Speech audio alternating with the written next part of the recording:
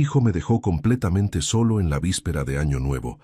Al día siguiente, tomé una decisión que cambiaría nuestras vidas para siempre, y cuando él se dio cuenta de lo que había hecho, ya no había vuelta atrás. Me llamo Rubén Darío Silva, tengo 58 años, y durante décadas fui el padre que cualquier hijo desearía tener. Renuncié a todo por mi hijo Diego, mi carrera, mis sueños, mi propia vida. Pero en la noche del 31 de diciembre, mientras miraba mi teléfono con las manos temblorosas, comprendí algo devastador. Para él yo ya no importaba. Antes de continuar con mi historia, quiero pedirte un favor. Este canal está a punto de alcanzar los 10.000 suscriptores, y cada persona que se suscribe me ayuda a seguir compartiendo estas historias reales que nos hacen reflexionar sobre la familia, el amor y el respeto. Si esta historia te está tocando el corazón, suscríbete ahora mismo y déjame un comentario diciéndome ¿desde qué país me estás viendo? Todos los días me tomo un tiempo para leer y responder cada comentario porque ustedes son parte de esta comunidad. Y si podemos llegar a 200 likes en este video, sería increíble. Tu like me dice que estas historias valen la pena. Ahora sí, déjame contarte todo desde el principio. Era 30 de diciembre por la tarde. Yo estaba en la sala de mi pequeña casa en Puebla, preparando tamales y ponche para recibir el Año Nuevo. Había comprado los ingredientes más frescos del mercado, incluso gasté un poco más de lo que debía, porque quería que la cena con Diego y Camila fuera especial. Llevábamos 3 meses sin vernos y yo solo quería estar con mi hijo. Mi teléfono vibró sobre la mesa. Era un mensaje de Diego. «Papá, este año voy a pasar el Año Nuevo con mis suegros. Disculpa, prometo que el próximo año vienes con nosotros». Leí el mensaje una vez, 2 veces, 3 veces. Cada palabra era como un cuchillo que se clavaba más profundo. No era una pregunta, no era una invitación a elegir, era una notificación, como si yo fuera un compromiso que se podía cancelar con un simple disculpa por WhatsApp. «El próximo año vienes con nosotros». ¿Con nosotros? ¿Como si yo fuera un invitado de segunda categoría en la vida de mi propio hijo? Me quedé en silencio, mirando la pantalla hasta que se apagó sola. No respondí, no llamé, no supliqué. Esa noche, mientras los cohetes comenzaban a estallar en el cielo y las familias del vecindario gritaban «¡Feliz Año Nuevo!», yo estaba sentado solo en mi cocina, rodeado de comida que nadie iba a comer, mirando las 12 uvas que había preparado para cada campanada. Comí las 12 uvas en absoluto silencio. Cada una sabía a humillación, pero mientras masticaba la última uva, algo cambió dentro de mí. Una claridad fría y cristalina atravesó mi pecho. A la mañana siguiente, 1 de enero, me levanté antes del amanecer. Saqué mi maleta vieja del armario. Empaqué solo lo esencial. Tomé las llaves de mi camioneta. Cerré la puerta de mi casa y me fui. No dejé nota. No envié mensaje. No avisé a nadie. Cuando Diego finalmente se dio cuenta de lo que había hecho, ya era demasiado tarde. Para entender por qué esa noche de Año Nuevo me rompió de una manera tan definitiva, necesitas conocer mi historia. Necesitas saber quién fui, qué sacrifiqué y cuánto amé a mi hijo Diego. Conocí a Laura Méndez cuando ambos teníamos 22 años, en la universidad. Ella estudiaba enfermería, yo ingeniería civil. Nos enamoramos con esa intensidad que solo existe cuando eres joven y crees que el amor todo lo puede. Nos casamos 2 años después en una ceremonia sencilla pero llena de promesas. Diego nació cuando yo tenía 28 años. Recuerdo sostenerlo por primera vez en el hospital, tan pequeño, tan frágil, y jurarle en silencio que siempre lo protegería, que siempre estaría ahí. Laura era una madre extraordinaria. Cantaba canciones de cuna mientras lo mecía, le leía cuentos cada noche, llenaba nuestra casa de risas. Éramos felices. Pobres, sí, pero felices. Yo trabajaba como ingeniero en una constructora, y aunque el salario era modesto, alcanzaba para darnos una vida digna. Pero la vida te enseña que la felicidad puede romperse en un instante. Diego tenía apenas 7 años cuando Laura comenzó a sentirse mal. Dolores de cabeza constantes, fatiga extrema. Al principio pensamos que era estrés del trabajo. Cuando finalmente fuimos al médico, el diagnóstico cayó sobre nosotros como un edificio derrumbándose. Cáncer cerebral agresivo, etapa avanzada. Los siguientes 8 meses fueron una pesadilla. Laura luchó con una valentía que todavía me quita el aliento cuando lo recuerdo. Pero el cáncer no negocia, no perdona. Una madrugada de noviembre, mientras yo sostenía su mano en el hospital, ella exhaló su último suspiro. Me quedé viudo a los 35 años, con un niño de 8 años que acababa de perder a su madre. Esa noche, cuando regresé a casa sin Laura, encontré a Diego escondido debajo de su cama, llorando y preguntando cuándo volvería mamá. Lo abracé con toda mi fuerza y le hice una promesa. Hijo, yo voy a ser tu mamá y tu papá. Nunca te va a faltar nada. Nunca te voy a dejar solo. Y cumplí esa promesa. Con sangre, sudor y lágrimas, la cumplí. Rechacé una promoción laboral que requería viajar constantemente porque no quería dejar a Diego solo con niñeras. Mientras otros ingenieros de mi generación ascendían en sus carreras, yo elegí proyectos locales, menos pagados, pero que me permitían estar en casa cada noche para ayudarlo con la tarea. Me levanté cada madrugada durante 10 años para prepararle el desayuno antes de la escuela. Aprendí a cocinar sus comidas favoritas viendo videos en YouTube. Asistí a cada partido de fútbol, cada festival escolar, cada junta de padres de familia. Cuando los otros niños llegaban con sus madres, Diego llegaba conmigo, y yo me aseguraba de que nunca se sintiera menos. Nunca volví a casarme, no porque no tuviera oportunidades, sino porque cada peso que ganaba, cada minuto que tenía libre, cada gramo de energía que me quedaba, todo era para Diego. Cuando llegó el momento de la universidad, Diego quería estudiar arquitectura en la Ciudad de México, en una universidad privada y cara. Yo trabajé turnos dobles, fines de semana. Tomé proyectos freelance que me dejaban agotado. Vendí el carro que Laura y yo habíamos comprado juntos, nuestro único lujo, para pagar la inscripción. Durante 5 años, pagué cada colegiatura, cada libro, cada material. Me mudé a una casa más pequeña para ahorrar en renta. Dejé de comprarme ropa nueva.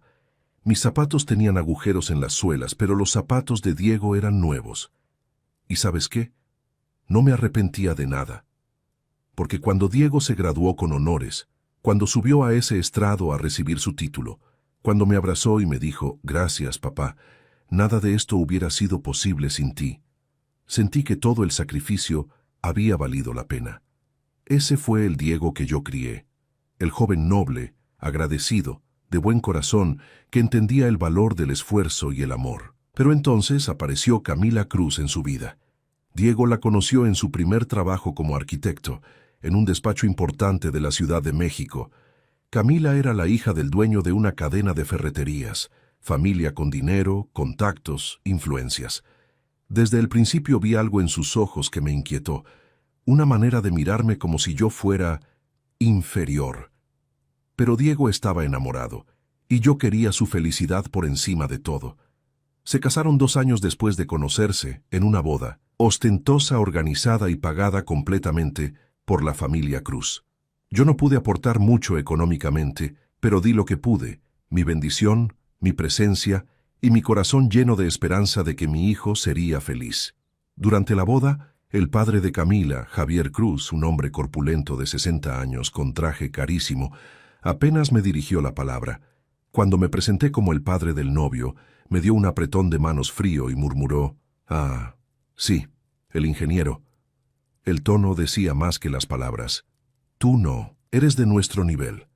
Debí haber visto las señales. Debí haber entendido que estaba perdiendo a mi hijo, pero aún tenía esperanza.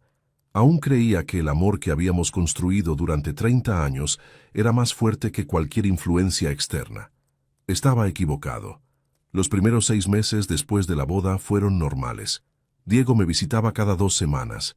Veníamos juntos. Me contaba sobre sus proyectos en el trabajo.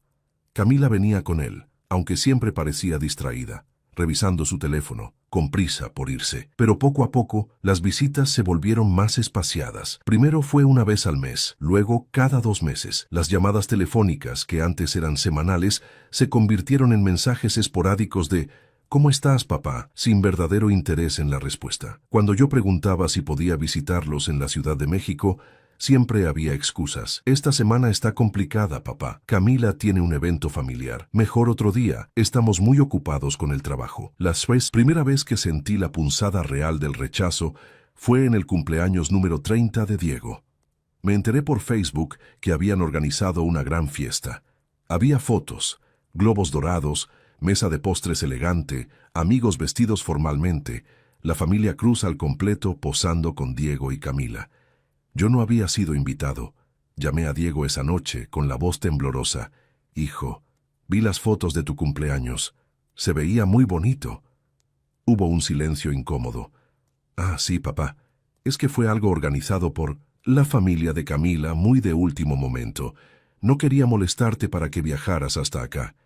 Diego, yo habría ido al fin del mundo para estar en tu cumpleaños. Siempre lo he hecho. Ya lo sé, papá, pero de verdad fue algo muy informal, entre puros amigos y familia cercana de Cami. No te perdiste de nada importante. Familia cercana de Cami. Como si yo no fuera familia cercana de él. Tragué saliva. Contuve las lágrimas. Entiendo, hijo. Solo me hubiera gustado estar ahí. El próximo año hacemos algo juntos, te lo prometo. Bueno, papá, tengo que colgar. Estamos saliendo con unos amigos. Colgó. Me quedé mirando el teléfono, sintiendo cómo algo dentro de mí comenzaba a agrietarse. Los meses siguientes fueron una escalada lenta pero constante de exclusiones. El día de Acción de Gracias, Diego me dijo que lo pasaría con la familia de Camila, porque tienen la tradición de hacer una cena grande. No hubo invitación para mí. En Navidad, finalmente accedió a que yo fuera a visitarlos. Manejé 3 horas hasta la Ciudad de México, con el corazón lleno de ilusión, llevando regalos que había elegido con cuidado y amor. Cuando llegué a su departamento, un lugar moderno y elegante, en una zona exclusiva que claramente había sido amueblado con dinero de los Cruz, Camila me recibió con una sonrisa forzada. «Hola, Rubén, pasa». Ni siquiera suegro o don Rubén, solo mi nombre, como si fuera un conocido cualquiera. Diego estaba en la sala, hablando por teléfono. Me hizo una seña de saludo sin colgar. Esperé de pie como un visitante incómodo hasta que terminó. «Papá, qué bueno que llegaste. Discúlpame, es que estamos con mucho trabajo. Pasé exactamente 2 horas en ese departamento. 2 horas en las que Camila apenas me dirigió la palabra. En las que Diego contestó 4 llamadas telefónicas. En las que me ofrecieron café frío y galletitas compradas sin ningún esfuerzo real de hacerme sentir bienvenido. Cuando les di sus regalos, un reloj elegante para Diego que me había costado 2 quincenas de ahorro y un juego de cocina fino para Camila. Ellos me dieron una canasta navideña genérica de esas que las empresas regalan a sus empleados. «Es que con todo el trabajo no tuvimos tiempo de ir de compras, papá», dijo Diego con una sonrisa superficial. Pero había tenido tiempo para comprarle un bolso de marca carísima a Camila. Lo vi envuelto junto al árbol de Navidad, con una tarjeta que decía «Para mi reina». Cuando me despedí, Diego me abrazó rápidamente. «Gracias por venir, papá. Nos vemos pronto». No hubo «nos vemos pronto». Pasaron 4 meses hasta la siguiente vez que lo vi. Esos 4 meses fueron una agonía silenciosa. Yo intentaba llamarlo y caía al buzón. Mis mensajes de WhatsApp eran respondidos con monosílabos. «Sí, ok, después hablamos».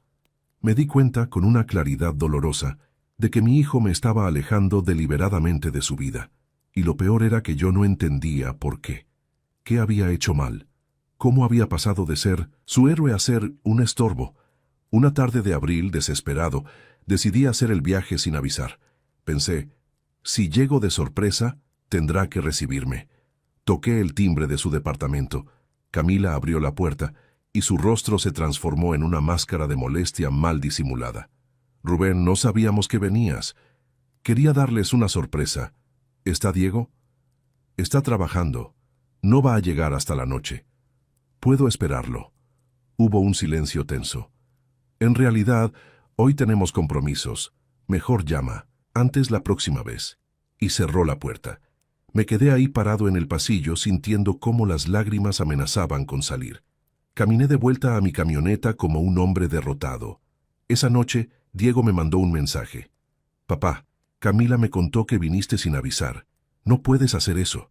Tenemos nuestras rutinas y compromisos. La próxima vez avisa con anticipación. Me regañaba. Mi propio hijo me regañaba por querer verlo. Respondí con manos temblorosas. Perdón, hijo. Solo quería verte. Te extraño. Nunca respondió a ese mensaje. Junio llegó, y con él el Día del Padre. Esperé todo el día una llamada, una visita, algo. Nada. A las 11 de la noche recibí un mensaje. Feliz día, papá. Perdón por no llamar. El día estuvo pesadísimo. 3 líneas. Eso era lo que yo valía. Julio, agosto, septiembre pasaron en una neblina de soledad y abandono. Yo seguía trabajando, seguía viviendo, pero sentía como si estuviera desapareciendo lentamente, como si mi existencia ya no importara para la única persona que le había dado sentido a mi vida. Y entonces llegó diciembre, el mes que cambiaría todo para siempre. El 15 de diciembre recibí una llamada de Diego. Mi corazón dio un salto de alegría. Finalmente, después de meses de frialdad, mi hijo me llamaba. Papá, te llamo rápido porque necesito pedirte un favor. Un favor. Ni siquiera un ¿cómo estás? Primero. Claro, hijo, dime. Es que Camila y yo nos vamos de viaje a Cancún en Navidad. Son 2 semanas. ¿Podrías venir a cuidar el Vino Mesintos departamento? Es que no queremos dejarlo solo y tú podrías quedarte aquí. Así aprovechas y estás cómodo. Me quedé mudo por un momento. ¿Van a estar fuera en Navidad? Sí, es un viaje que los papás de Camila organizaron para toda la familia. Resort todo incluido, ya sabes. Es una oportunidad increíble. Entiendo. ¿Y pensaste en invitarme? Hubo una pausa incómoda. Papá, es un viaje familiar de los Cruz. Son como 15 personas, todos del lado de Camila. Tú te aburrirías. Además, alguien tiene que cuidar el departamento. En ese momento entendí con una claridad brutal. Yo no era parte de su familia. Yo era el empleado de confianza al que le dejan las llaves. Hijo, yo había pensado que pasaríamos la Navidad juntos. Hace 2 años que no pasamos una Navidad realmente juntos. Papá, no empieces con eso. Ya estamos grandes, ya no es como antes. Además, te estoy ofreciendo que te quedes en nuestro departamento. Es cómodo, hay televisión, puedes relajarte. No quiero cuidar tu departamento, Diego. Quiero estar contigo en Navidad. Su tono cambió, se volvió impaciente, molesto. ¿Sabes qué? Olvídalo. Le pediré a los vecinos que revisen. Pensé que te haría un favor, pero parece que todo tiene que ser un drama contigo. ¿Un drama? Diego, soy tu padre. Solo quiero... Tengo que colgar, papá. Hablamos después. Y colgó. Me dejó con las palabras en la boca, con el corazón hecho pedazos. La Navidad llegó, y la pasé completamente solo. Ni siquiera una videollamada. Diego publicó en Instagram fotos de la playa, de cenas elegantes, de brindis con champán, de la familia Cruz al completo disfrutando del paraíso. Yo cené una sopa instantánea mientras veía películas viejas en la televisión, tratando de no pensar en cómo había llegado hasta ese punto. El 28 de diciembre decidí hacer un último intento. Los llamé por videollamada. Camila contestó. ¿Sí, Rubén? Hola, Camila. ¿Cómo están? ¿Está Diego? Estamos en la alberca. ¿Pasa algo urgente? No. Solo quería saludarlos, escuchar la voz de mi hijo. Está ocupado ahorita. Te llama después. Camila, espera. Quería preguntarles sobre el año nuevo. Pensé que tal vez cuando regresen podríamos... Ay, Rubén, no puedo hablar ahorita. Se nos está enfriando la comida. Luego hablamos, ¿sí? Y colgó. Nunca me pasaron a Diego. Ni siquiera un «Hola, papá, te quiero». Esa noche lloré como no lloraba desde la muerte de Laura. Lloré por todo lo que había sacrificado, por todo lo que había dado, por ese amor incondicional que aparentemente ya no valía nada. El 30 de diciembre por la mañana comencé a preparar la cena de Año Nuevo con un último hilo de esperanza. Tal vez Diego recordaría que yo existía, tal vez vendría. Fui al mercado, compré todo lo necesario para hacer tamales de mole, el platillo favorito de Diego desde niño. Compré ponche de frutas frescas, pan dulce, turrón. Gasté más de lo que tenía, pero no me importó. Preparé todo con amor, imaginando a Diego comiendo los tamales y diciendo, «Nadie los hace como tú, papá». A las 4 de la tarde del 30, mientras terminaba de envolver los tamales, mi teléfono vibró. Era un mensaje de Diego. «Papá, este año voy a pasar el año nuevo con mis suegros. Disculpa, prometo que el próximo año vienes con nosotros». Leí el mensaje una y otra vez. «Disculpa». Una palabra. Como si cancelar a tu padre en la víspera de Año Nuevo fuera algo que se arregla con un «disculpa» casual. «Prometo que el próximo año vienes con nosotros». Vienes con nosotros, como invitado, como extra, como el familiar incómodo al que toleran por compromiso. No respondí, no llamé. Simplemente dejé el teléfono sobre la mesa y me quedé mirando toda la comida que había preparado con tanto amor. Los tamales perfectamente envueltos, el ponche hirviendo en la olla, la mesa puesta para 2 personas. Todo eso, para nada. Esa noche de Año Nuevo, mientras el mundo celebraba, yo estaba sentado solo en mi cocina. Comí las 12 uvas en silencio absoluto, una por cada mes del año que había pasado siendo humillado, ignorado, desechado. Y con cada uva, algo dentro de mí se transformaba. La tristeza se convirtió en claridad, el dolor se convirtió en determinación, la sumisión se convirtió en dignidad. Cuando tragué la última uva, ya había tomado una decisión. No iba a suplicar más, no iba a rogar por migajas de atención, no iba a permitir que me trataran como un objeto desechable. Si para mi hijo yo ya no existía, entonces desaparecería de verdad, pero de una manera que nunca olvidaría. A la mañana siguiente, 1 de enero, me levanté a las 5 a.m. El cielo todavía estaba oscuro. Saqué mi vieja maleta del armario y empaqué lo esencial: ropa, documentos, algo de dinero que había ahorrado. Tomé las llaves de mi camioneta. Miré por última vez la casa donde había criado a Diego, donde Laura y yo habíamos sido felices, donde había vivido esperando un amor que ya no existía. Cerré la puerta con llave. Subí a la camioneta y me fui. No dejé nota, no envié mensaje. No avisé a nadie. Si Diego quería que yo desapareciera de su vida, le concedería ese deseo, pero no de la manera que él esperaba. Conduje durante horas sin rumbo fijo, solo alejándome de Puebla, alejándome de los recuerdos, alejándome del dolor. Mientras el sol comenzaba a salir por el horizonte, iluminando las carreteras vacías de ese 1 de enero, sentí algo extraño: libertad. Por primera vez en décadas, no tenía que preocuparme por si Diego necesitaba algo, por si estaba bien, por si me llamaría. Había vivido 30 años en función de otra persona, sacrificando cada fragmento de mi propia existencia. Y ahora solo estaba yo. Alrededor del mediodía, me detuve en una gasolinera en un pueblo pequeño cerca de Oaxaca. Mientras llenaba el tanque, mi teléfono comenzó a vibrar. Era Diego. Miré la pantalla con absoluta calma. Dejé que sonara hasta que fue al buzón. Volvió a llamar. 1, 2, 3 veces. Finalmente, apagué el teléfono. Si él podía ignorarme durante meses, yo podía ignorarlo durante, el tiempo que fuera necesario. Continué conduciendo hacia el sur. No tenía un plan específico, solo sabía que necesitaba distancia, física y emocional.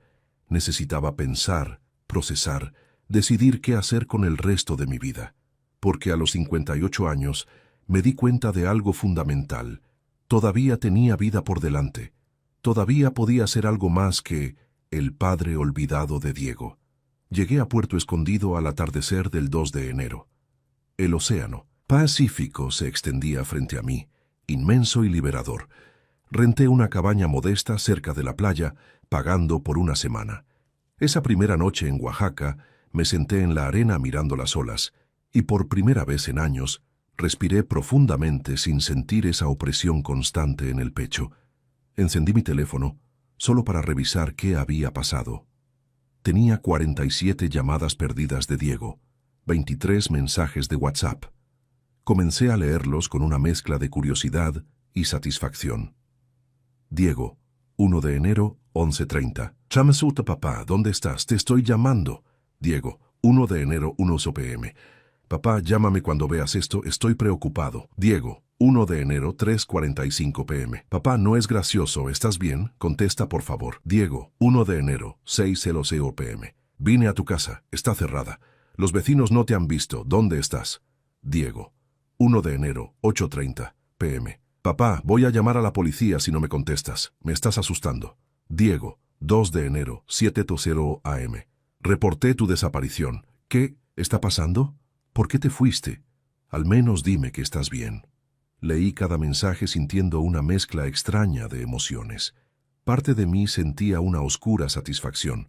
Ahora él sabía lo que se sentía ser ignorado, estar preocupado, no tener respuestas. Pero otra parte de mí, la parte que siempre había sido padre, sentía una punzada de culpa. Escribí un solo mensaje. Estoy bien. Necesito tiempo solo. No me busques. Y volví a apagar el teléfono. Los siguientes días fueron los más extraños y reveladores de mi vida. Me despertaba sin alarma, sin obligaciones, sin el peso de esperar una llamada que nunca llegaba. Caminaba por la playa descalzo, sentía la arena entre los dedos, el sol en la cara.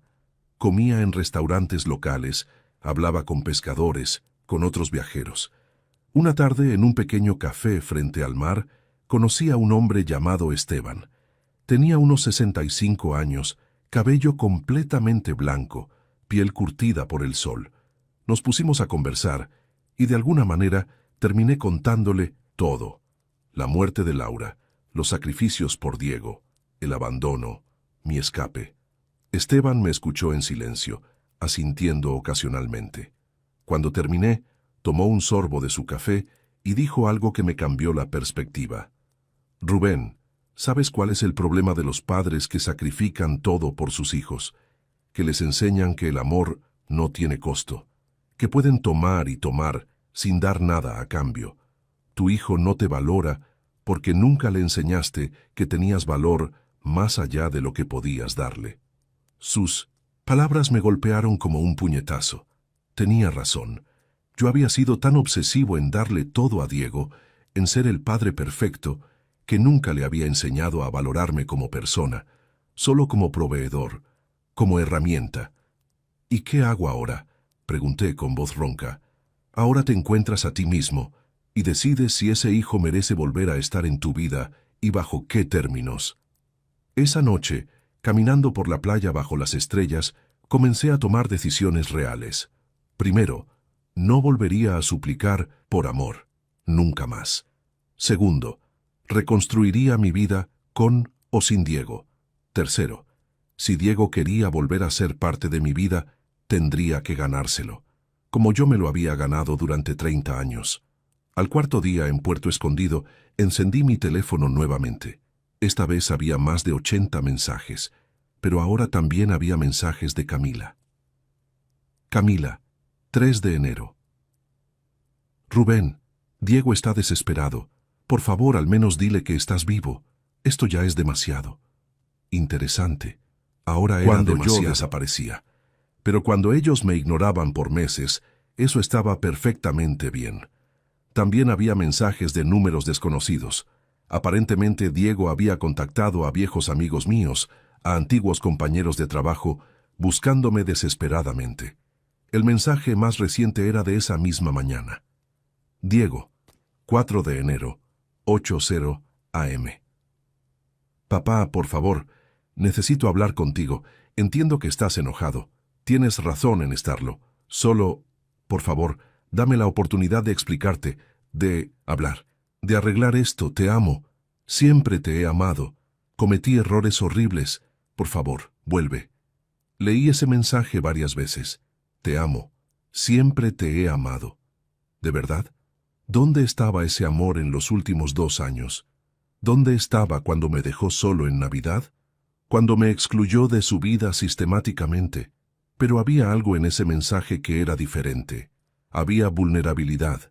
Había reconocimiento de error. ¿Sería suficiente? Decidí responder, pero no de la manera que él esperaba. Diego, estoy bien. Estoy donde necesito estar. Cuando esté listo para hablar te buscaré, no antes. Respeta eso.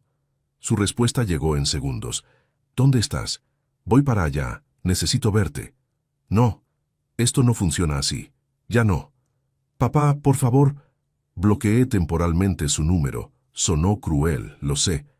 Pero necesitaba que Diego entendiera algo fundamental, que yo no era un objeto que podía recoger cuando le convenía, que yo era una persona con dignidad, con límites, con el derecho a ser valorado.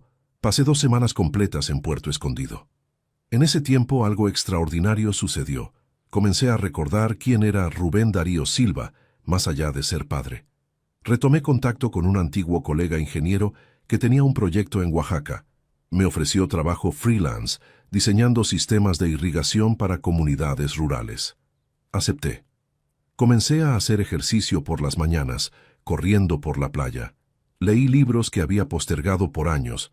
Hablé con otros viajeros, hice amistades nuevas, y cada día que pasaba me sentía más fuerte, más completo, más yo. El 15 de enero finalmente desbloqueé el número de Diego. Tenía docenas de mensajes más, cada uno más desesperado que el anterior. El último decía: «Papá, si lees esto, por favor dame una oportunidad, solo una. Sé que no la merezco, pero te lo ruego». Esa noche, sentado en la terraza de mi cabaña con el sonido de las olas de fondo, finalmente respondí: «Diego, accedo a hablar contigo, pero será en mis términos, en mi tiempo y en el lugar que yo elija. ¿Aceptas?». La respuesta fue inmediata. «Sí, lo que sea. Gracias, papá». Sonreí con tristeza. Estaba funcionando. Por primera vez en nuestra relación, yo tenía el control, y lo que venía cambiaría todo entre nosotros para siempre. Le di una dirección a Diego, un pequeño restaurante frente al mar en Puerto Escondido, a 8 horas de camino desde la Ciudad de México. Le dije que nos veríamos el 20 de enero a las 2 de la tarde. «Llegaré ahí, papá, te lo prometo». «Ven». «Solo», le respondí. «Esto es entre tú y yo». El día señalado llegó con un cielo despejado y brillante. Yo llegué al restaurante a la 1:30 p.m. Me senté en una mesa con vista al océano y pedí un agua de Jamaica mientras esperaba. A las 2:15 p.m. vi llegar a Diego. Se veía demacrado, con ojeras profundas, el cabello despeinado, ropa arrugada. Claramente estas semanas le habían cobrado factura. Cuando me vio, sus ojos se llenaron de lágrimas. Caminó rápidamente hacia mi mesa. «Papá». Levanté la mano deteniéndolo. «Siéntate, Diego». Se sentó frente a mí con las manos temblorosas sobre la mesa. Parecía un niño asustado, vulnerable. «Papá, yo...». «Primero, vas a escucharme», dije con voz calmada pero firme. «Durante 2 años yo he escuchado tus excusas, tus promesas vacías, tus justificaciones. Ahora me toca a mí hablar. Y tú vas a escuchar cada palabra sin interrumpirme. ¿Entiendes?». Asintió tragando saliva. Respiré profundamente y comencé. «Diego, cuando tu madre murió, te hice una promesa. Te dije que nunca te faltaría nada, que nunca estarías solo. Y cumplí esa promesa. Trabajé hasta el agotamiento, sacrifiqué mi carrera, mi vida personal, mis propios sueños, todo para asegurarme de que tú tuvieras lo mejor». Las lágrimas comenzaron a rodar por las mejillas de Diego. «Nunca te pedí nada a cambio, porque eso es lo que hacen los padres, aman incondicionalmente. Pero incondicionalmente no significa sin dignidad, no significa que puedas pisotearme, ignorarme, excluirme y esperar que yo siempre esté ahí esperando como un perro fiel». «Papá, lo siento, yo...». «No he terminado», lo interrumpí. «Durante estos 2 años me convertí en un estorbo en tu vida, en un compromiso molesto. Me excluiste de tu cumpleaños, de tu Navidad, de tu vida. Me pediste que cuidara tu departamento como si fuera tu empleado, y el colmo fue dejarte solo en Año Nuevo con un mensaje de disculpa, como si cancelar a tu padre fuera algo trivial». Diego sollozaba abiertamente ahora. «¿Sabes lo que sentí esa noche? Sentí que todo lo que había construido, todo lo que había sacrificado, no valía nada, que yo no valía nada para ti». «Eso no es cierto, papá, yo...». «Déjame terminar». Mi voz se quebró ligeramente, pero continué. «Así que hice lo único que podía hacer, desaparecer, darme a mí mismo el valor que tú no me dabas. ¿Y sabes qué descubrí en estas semanas? Que yo soy más que el padre de Diego, que tengo valor por mí mismo, que merezco respeto, amor verdadero, no migajas de atención, cuando te conviene. Hice una pausa, mirándolo directamente a los ojos. Diego, te amo, siempre te amaré. Eres mi hijo, y nada cambiará eso. Pero el amor no significa ser un felpudo, no significa aceptar maltrato, no significa desaparecer mi propia dignidad. Diego temblaba, con la cara hundida en las manos. Ahora dime, continué, ¿por qué? ¿Por qué me trataste así? ¿Qué hice para merecer ser borrado de tu vida? Diego respiró profundamente, limpiándose las lágrimas con el dorso de la mano. Cuando finalmente habló, su voz era apenas un susurro ronco. No hiciste nada malo, papá. El error fue completamente mío, y de Camila, y de su familia. Explícate. Cuando me casé con Camila, su familia, ellos tienen una manera muy específica de ver el mundo. Para ellos todo es estatus, apariencias, conexiones, y yo me dejé consumir por eso. Quería impresionarlos, pertenecer a ese mundo. Hizo una pausa, con la voz temblando. Javier, el papá de Camila, me dejó claro desde el principio que si quería ascender en mi carrera, necesitaba ser parte de su mundo, y eso significaba distanciarme de todo lo que ellos consideraban inferior. Y tú, papá, con tu casa humilde, tu camioneta vieja, tu trabajo modesto, para ellos eras un recordatorio de que yo venía de abajo. Sentí la rabia subir por mi garganta, pero me mantuve calmado. ¿Y Camila? Camila es producto de esa familia. Ella siempre hacía comentarios, decía cosas como, ¿por qué tu papá no puede ser más como mi papá? ¿O es incómodo que tu papá venga con esa ropa vieja cuando tenemos invitados? Y yo, Dios, papá, yo fui un cobarde. En lugar de defenderlo, comencé a esconderte. Me convertiste en tu secreto vergonzoso. Sí, admitió con voz quebrada, y es la cosa más horrible que he hecho en mi vida, porque tú nunca fuiste una vergüenza. Tú eres mi héroe, tú eres la razón por la que soy quien soy, y yo te traicioné por ambición, por cobardía, por estupidez. Las palabras salían como confesión, como purga. Cuando desapareciste, papá, algo en mí se rompió. De repente me di cuenta de lo que había hecho, de que había cambiado al hombre más importante de mi vida por la aprobación de gente que ni siquiera me ama realmente. Gente que me valora por lo que puedo darles, no por quien soy. Como tú me valorabas a mí, dije con amargura. Sí, exactamente como yo te trataba a ti. Se cubrió el rostro con las manos. Estas semanas fueron una pesadilla. No sabía si estabas vivo, si estabas bien, si alguna vez te volvería a ver. Y lo único que podía pensar era, le hice lo mismo que él me hizo a mí. Lo hice sentir invisible, no valorado, desechable. ¿Y Camila? ¿Qué opina ella de todo esto? Diego levantó la vista y vi algo en sus ojos que me sorprendió. Determinación. Tuvimos una pelea enorme cuando te fuiste. Le dije todo lo que había estado callando durante 2 años. Le dije que si mi padre no era bienvenido en nuestra vida, entonces tal vez yo tampoco. Quería esa vida. Le dije que estaba dispuesto a perderla antes que perderte a ti. ¿Y? Ella se fue a casa de sus padres. Llevamos 2 semanas separados. No sé qué va a pasar con nuestro matrimonio, papá, pero sé esto. No voy a volver a elegir a nadie por encima de ti, nunca más. Nos quedamos en silencio por un momento largo. El sonido de las olas llenaba el espacio entre nosotros. Finalmente hablé. Diego, aprecio tu honestidad.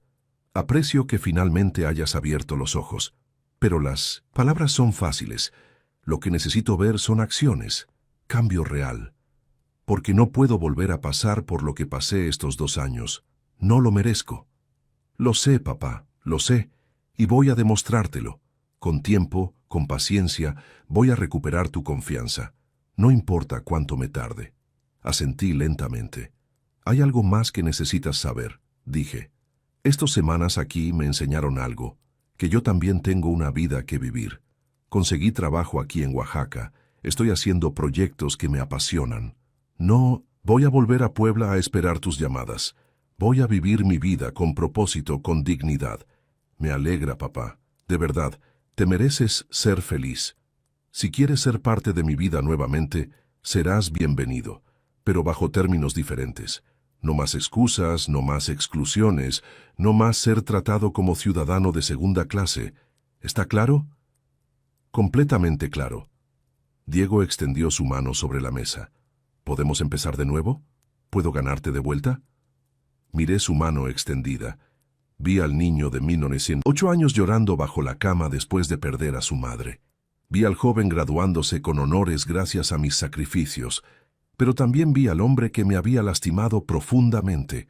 ¿Podía perdonar? Sí, pero ¿podía olvidar? Nunca. Tomé su mano. Puedes intentarlo, hijo, pero esto no se arregla en un día. Va a tomar tiempo. Todo el tiempo que necesites, papá. Todo el tiempo del mundo. Han pasado 6 meses desde aquel encuentro en Puerto Escondido, y mi vida ha cambiado de maneras que nunca imaginé. Me quedé en Oaxaca, renté un pequeño departamento con vista parcial al mar y acepté el trabajo de tiempo completo diseñando proyectos de ingeniería para comunidades rurales. Es un trabajo significativo, bien pagado, y por primera vez en décadas lo hago para mí mismo, no por obligación. Diego cumplió su palabra. Al principio fue difícil para ambos. La confianza rota no se repara con promesas, se repara con acciones consistentes.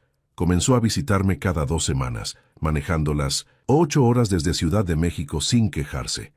Llegaba los viernes por la noche y se quedaba todo el fin de semana. No hablábamos solo por teléfono, pasábamos tiempo real juntos. Caminábamos por la playa, cocinábamos juntos, trabajábamos en pequeños proyectos de la casa. Me escuchaba cuando hablaba, realmente escuchaba, sin revisar su teléfono cada 5 minutos. En marzo, vino a visitarme y me trajo una sorpresa. Había enmarcado una foto vieja de él, Laura y yo cuando Diego tenía 5 años, todos sonriendo en el parque.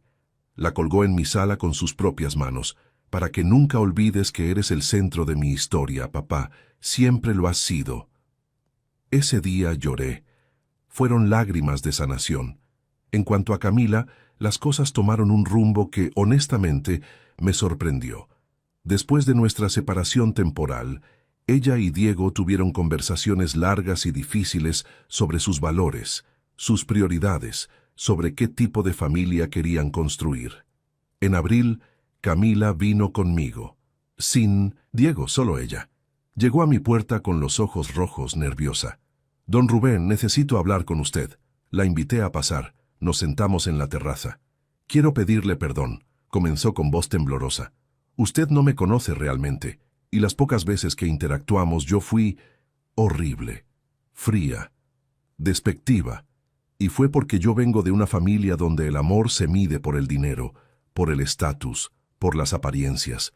Pero Diego me hizo ver que eso es vacío, que el amor real se parece a lo que usted le dio a él durante 30 años. Hizo una pausa, limpiándose las lágrimas. «No espero que me perdone de inmediato. Solo quiero que sepa que voy a intentar ser mejor, ser la nuera que usted merece, no la snob insufrible que fui». Fue genuino. Vi en sus ojos la misma vulnerabilidad que había visto en Diego.